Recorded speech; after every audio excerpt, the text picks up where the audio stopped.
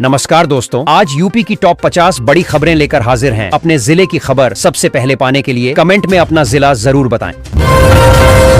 Ganga expressway के निर्माण से उत्तर प्रदेश की कनेक्टिविटी नई ऊंचाई पर पहुंचेगी। मेरठ से प्रयागराज का सफर अब 6 से 7 घंटे में पूरा होगा। इससे व्यापार, उद्योग, निवेश और पर्यटन को बढ़ावा मिलेगा। पश्चिमी और पूर्वी यूपी के बीच आवागमन आसान होगा। विकास की गति तेज होने लगेगी।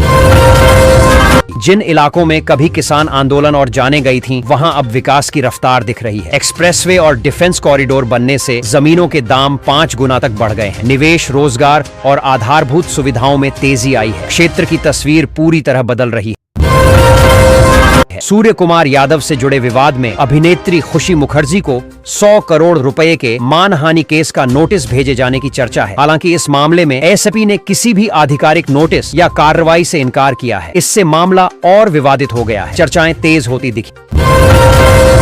शीतकालीन अवकाश के बाद उत्तर प्रदेश में स्कूल खुल गए हैं। कड़ाके की ठंड और घने कोहरे के बीच बच्चे विद्यालय पहुंचे। ठंड से बचाव के लिए कई स्कूलों में विशेष इंतजाम किए गए। अभिभावकों में बच्चों की सेहत को लेकर चिंता बनी हुई है, लेकिन पढ़ाई दोबारा शुरू हो गई।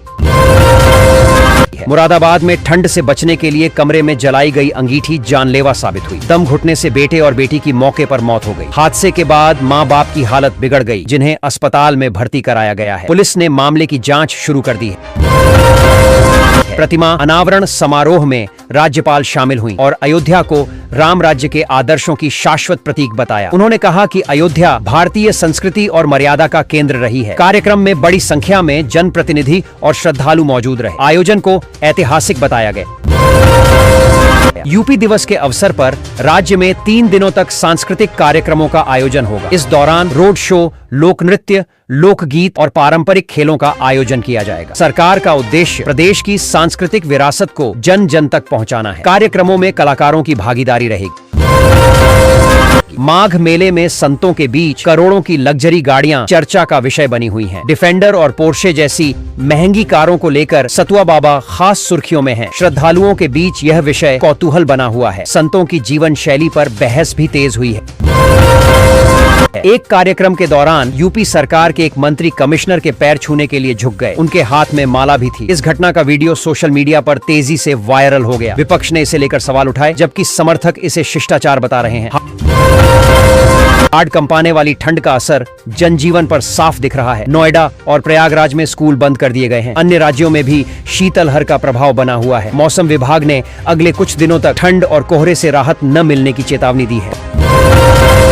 पत्नी के लिए एक युवक ने ससुराल की चौखट पर जान दे दी। इस दर्दनाक घटना से इलाके में सनसनी फैल गई। यूपी पुलिस ने मामले की जांच शुरू कर दी है। परिजनों से पूछताछ की जा रही है। घरेलू विवाद को घटना की वजह माना जा रहा है। पत्नी द्वारा दरवाजा न खोले जाने से आहत पति ने ससुराल की चौखट पर जहर खाकर जान दे दी। घटना के बाद परिवार में कोहराम मच गया। पुलिस ने शव को पोस्टमार्टम के लिए भेजा है। मामले में पारिवारिक विवाद के पहलुओं की जांच की जा रही है।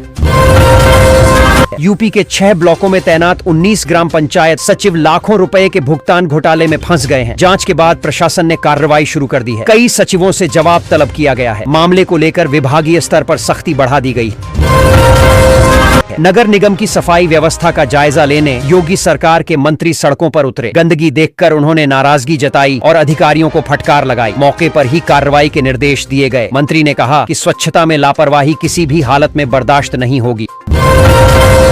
मणिकर्णिका घाट पर बुलडोजर कार्रवाई को लेकर संजय राउत ने प्रतिक्रिया दी है। उन्होंने कहा कि अहिल्याबाई होलकर विरासत हैं और उनके नाम से जुड़ी परंपराओं का सम्मान होना चाहिए। इस बयान के बाद राजनीतिक बयानबाजी तेज हो गई है। मामला राष्ट्रीय स्तर पर चर्चा में आ गया है।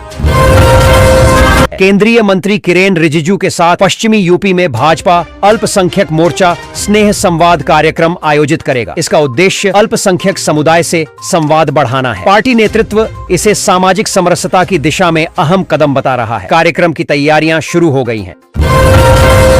गोरखपुर नगर निगम परिसर में मल्टी कॉम्प्लेक्स और मिनी ऑडिटोरियम का निर्माण होगा। शासन से इस परियोजना को मंजूरी मिल गई है। इससे शहर को आधुनिक सुविधाएं मिलेंगी। स्थानीय लोगों को कार्यक्रमों और व्यावसायिक गतिविधियों के लिए बेहतर स्थान उपलब्ध कराया जाएगा।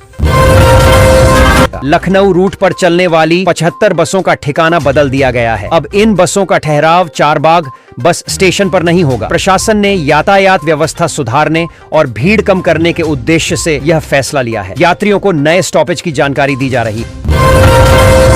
प्रयागराज माघ मेले में किसान नेता चौधरी राकेश टिकैत ने सरकार पर गंभीर आरोप लगाए हैं। उन्होंने कहा कि सरकार किसानों को बांटने की साजिश कर रही है। टिकैत के बयान के बाद मेले में सियासी हलचल तेज हो गई है और किसानों में चर्चा का माहौल है। उत्तर प्रदेश के एक जिले में पूर्वांचल का पहला स्वदेशी ग्रामीण मॉल बनाया जाएगा। यहाँ आधुनिक सुविधाओं के साथ देसी खानपान का स्वाद मिलेगा। मॉल में स्थानीय उत्पादों को बढ़ावा दिया जाएगा। इससे ग्रामीण अर्थव्यवस्था मजबूत होगी और लोगों को रोजगार के नए अवसर मिलेंगे।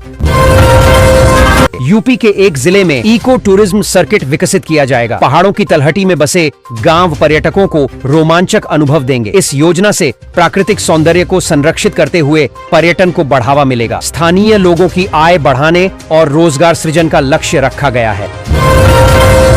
एक गांव में हनुमान जी की मूर्ति की 4 दिनों से परिक्रमा कर रहा कुत्ता लोगों के आकर्षण का केंद्र बन गया है। विशेषज्ञों ने इसके संभावित व्यवहारिक और धार्मिक कारण बताए हैं। गांव में इसे शुभ संकेत मानते हुए जश्न का माहौल है और बड़ी संख्या में लोग दर्शन करने पहुंच रहे हैं। उत्तर प्रदेश के बड़े घोटाले में अधिकारी से लेकर कर्मचारी तक कुल 97 आरोपित बनाए गए हैं। अब तक 35 लोग जेल भेजे जा चुके हैं। करोड़ों रुपए कहां गए, इसकी जांच जारी है। मामले ने प्रशासनिक व्यवस्था पर गंभीर सवाल खड़े कर दिए हैं और सख्त कार्रवाई की जा रही है।